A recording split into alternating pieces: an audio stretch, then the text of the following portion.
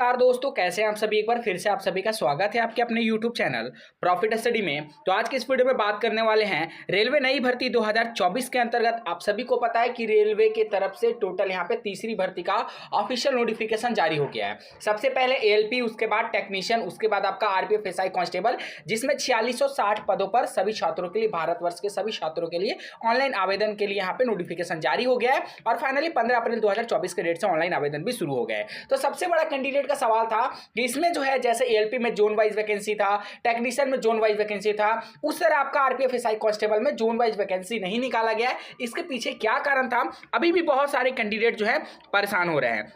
तो देखिए, आज की इस वीडियो में जो नोटिफिकेशन यहाँ पे अवेलेबल हो पाया, जो इन्फॉर्मेशन अवेलेबल हो पाया, उसके अकॉर्डिंग आपको पूरा डिटेल बताएंगे कि क्या 2018 में जब भर्ती आई थी तो उस टाइम भी इसी तरह था कि सिर्फ एक बार पोस्ट निकाल दिया गया था और उसके बाद सिर्फ आपको ऑनलाइन आवेदन था, या फिर 18 में जो भर्ती आया था उस टाइम आपको zone wise RRB wise vacancy आया था या फिर नहीं, उसके बारे में बात करेंगे। उसके बाद यहाँ पे कुछ न्यूज़पेपर का जो कटिंग आ रहा आपका स्पेशली RPF SI कांस्टेबल भर्ती को लेकर कि उसमें किस तरह का रिक्रूटमेंट प्रोसेस का यहाँ पे जो नियम है लगाया गया है। और सबसे बड़ा बदलाव आपको इस बार देखने को मिल रहा है कि इस बार आपको RPF SI कांस्टेबल का जोन वाइज वैकेंसी डाटा देखने को नहीं मिल रहा। तो चलिए वीडियो की शुरुआत करते हैं। इससे पहले जितने घंटे चैनल पर फर्स्ट टाइम है सब्सक्राइब नहीं किए, फटाफट करके सब्सक्राइब कर लीजिएगा ताकि रेलवे का A to Z इन्फॉर्मेशन आप लोगों को मिलती रहे।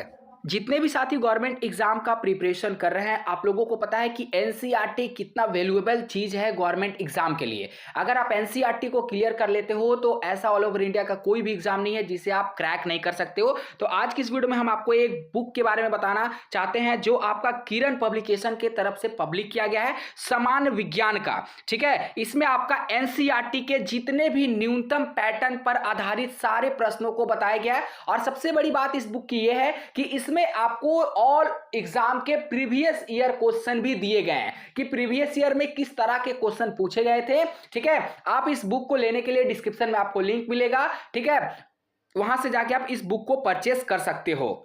जैसा कि आप सभी जानते हैं कि इस बार 2024 में प्रत्येक वैकेंसी में आप देखिएगा ना तो कुछ ना कुछ बदलाव यहाँ पे किया जा रहा। RPF SI में दोनों का, RPF का अलग नोटिफिकेशन है, SI का अलग नोटिफिकेशन है। अगर हम बात करें बेसिकली आपका कांस्टेबल नोटिफिकेशन का, तो जैसा कि आप लोग देख रहे हो कि टोटल इसमें आपका 4208 पोस्ट यहां पे रिलीज किया गया है। और B1 मेडिकल स्टैंडर्ड के रिगार्डिंग एज लिमिट आपका 18 से 28 के बीच रखा गया है। वहीं अगर आप पूरा PDF में स्क्रॉल करके नीचे देखिएगा, सब जगह PDF में देखिएगा, पर आपको RRB वाइज यहाँ पे वैकेंसी का डेटा जो है नहीं देखने को मिलेगा। सिर्फ और सिर्फ आपको बता दिया गया है कि टोटल आपके 4208 पोस्ट में से मेल पर्सन को 3577 पोस्ट दिया गया है और फीमेल पर्सन को 631 पोस्ट दिया गया है। और जो आपका 10% पोस्ट है, टोटल वैकेंसी का 10%, वो आपका एक्स सर्विसमैन वाले को यहां पे रिजर्व कर दिया गया है। जैसा कि पिछला बार हुआ था इस बार भी आपको ऐसा ही हुआ, चाहे आप कांस्टेबल का बात कर लीजिए या फिर आपका SI का बात कर लीजिए। तो इस बार नियम में आपका बहुत बड़ा चेंजमेंट किया गया है। अब चलिए आपको लेके चलते हैं, जब 2018 में प्रीवियस भर्ती आया था RPF SI कांस्टेबल का, तो उसके ऑफिशियल नोटिफिकेशन पे लेके चलते हैं। देखते हैं कि क्या जिस तरह 2024 में आपका नोटिफिकेशन जारी हुआ, एक साथ वैकेंसी को यहां पे इंक्लूड किया गया, क्या वैसे ही 2018 में भी किया गया था। तो फाइनली हम आ गए हैं 2018 के आपका RPF SI का जो भर्ती आया था 2018 में, उसके ऑफिशियल नोटिफिकेशन पे आ गए हैं। और इसमें आप देखिएगा तो टोटल यहां पे आपका 6 ग्रुप बनाकर ऑफिशियल वैकेंसी को कैटेगराइज वाइज यहाँ पे RRB वाइज भी यहाँ पे इंडिकेट किया गया था। सबसे पहले आपका A ग्रुप में बात करें तो SR, SWR और SCR, B ग्रुप में बात करें तो CR, WR, WCR और ACCR, C ग्रुप में बात करें तो ER, ECR, SCR और ECOR, और आपका D ग्रुप में बात करेंगे तो NR, NER, NWR और NCR। वहीं E ग्रुप में NFR और F ग्रुप में आपका RPSF के रिगार्डिंग यहाँ पे टोटल जो भर्ती देखिएगा तो 809 वैकेंसी मेल और फीमेल के लिए आपका 301 पोस्ट रिलीज किया गया था। ये आपका SI का था। सेम उसी तरह आपका कांस्टेबल का भी रिलीज किया गया। देख लीजिए, कांस्टेबल के बारे में अगर बात करेंगे तो यहाँ पे आपका सेम ग्रुप वाइज 6 ग्रुप बनाया गया था। और जैसा हम लोगों ने SI में देखा, सेम आपका वैसा ही कांस्टेबल में भी रिलीज किया गया था, परंतु इसमें वैकेंसी का थोड़ा सा उतार चढ़ाव है। मेल पर्सन में आपका 4408 वैकेंसी, फीमेल में आपका 4216, लगभग यहाँ पे 8000 से ज्यादा पोस्ट आपका 2016 में रिलीज किया गया था। परंतु जब यहाँ पे 2024 की बात आती है तो सिर्फ और सिर्फ यहाँ पे 4660 पोस्ट यहाँ पे रिलीज किया जाता है। अब सबसे बड़ा बात ये आता है कि हालांकि मिनिस्ट्री ऑफ रेलवे के द्वारा ऐसा क्यों किया गया, तो आप ही सोचिए कि यहां पे 4200 8 वैकेंसी कांस्टेबल और बाकी जो रेस्ट वैकेंसी है 4660 वैकेंसी ऑल ओवर इंडिया के लिए एसआई कांस्टेबल को मिलाकर यहां पे रिलीज किया गया है।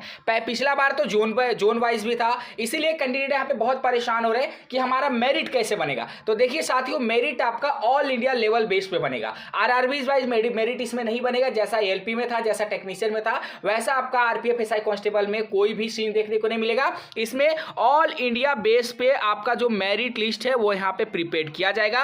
और आप लोगों को पता है कि टोटल यहां पे 3 फेज में सिलेक्शन होगा। सबसे पहले आपका सीबीटी होगा, उसके बाद आपका फिजिकल एफिशिएंसी टेस्ट होगा, देन उसके बाद आपका पीएमटी होगा, देन उसके बाद आपका यहां पे डीबी का प्रोसेस कंप्लीट कराया जाएगा। ठीक है, अब यहां पे एक अखबार के माध्यम से भी अपडेट दिया गया, मिनिस्ट्री ऑफ रेलवे की तरफ से ही अपडेट दिया गया है। चलिए वो भी न्यूज को कवर करते हैं। तो देखिए यहां पे आपको बोला जा रहा है कि भर्ती प्रक्रिया में बदलाव, जोन वार बोर्ड वार पदों का विवरण नहीं चलेगा पता। तो जैसा कि आप लोग 2024 का भर्ती में देखिए आरपीएफ एसआई कांस्टेबल का, तो सेम यहां पे बताया गया है कि जोन वाइज आपका जो डिटेल है वैकेंसी का वो पता आपको नहीं चलेगा। अभ्यर्थी को किसी भी जोन में मिल सकती है नियुक्ति। देखिए आपका सबसे बड़ा सवाल था कि हमको पोस्टिंग कहां मिलेगा, तो किसी भी जोन में आपको पोस्टिंग मिल सकता है। इसका निर्धारण सिर्फ और सिर्फ रेलवे करेगी। ठीक है, आपका देखिए आगे बताया जा रहा कि रेल मंत्रालय की ओर से रेलवे सुरक्षा बल में कांस्टेबल और उप निरीक्षक पद के लिए निकाली गई परीक्षा में बड़ा बदलाव कर दिया गया है। इससे अभ्यर्थियों को परेशानी उठानी पड़ेगी। रेलवे की ओर से आरपीएफ में कांस्टेबल और उप निरीक्षक पदों पर जारी की गई अधिसूचना में इस बार जोन अथवा रेलवे बोर्ड रिक्त पदों का ब्यौरा नहीं दिया गया है, यानी किस जोन में कितने पदों पर कांस्टेबल और उप निरीक्षण की भर्ती की जाएगी इसकी जानकारी नहीं दी गई है। इसका स्पष्ट मतलब है कि यह भर्ती सेंट्रलाइज तरीके से की जा रही है। अभ्यर्थियों को भर्ती के लिए सीधे आवेदन करना होगा। भर्ती प्रक्रिया पूरी होने के बाद चयनित अभ्यर्थियों को रेलवे के आवश्यकता अनुसार पदस्थापित किया जाएगा। अब तक रेलवे सुरक्षा बल में भर्ती के लिए जोन अथवा रेलवे बोर्ड के स्तर पर रिक्त पदों का ब्यौरा जारी किया जाता था। जैसा कि हमने आपको बताया 2018 में किस तरह डेटा यहाँ पे जारी किया गया था, और अभ्यर्थी अपनी पसंद अपनी सुविधा अनुसार जोन में नौकरी के लिए आवेदन करते थे। लेकिन इस बार व्यवस्था बदल दी गई है। अब चयनित अभ्यर्थी को भर्ती के समय देश भर के किसी भी जोन में नियुक्ति दी जा सकती है। इससे सबसे ज्यादा प्रभाव महिला अभ्यर्थी होगी। अब तक महिला अभ्यर्थी भर्ती के लिए अपने पास के जोन को चुनती थी ताकि वे अकेली रहकर भी सुविधाजनक और सुरक्षित तरीके से नौकरी कर पाए, परंतु अब उन्हें घरों से दूर जाकर भी नौकरी करना पड़ सकता है।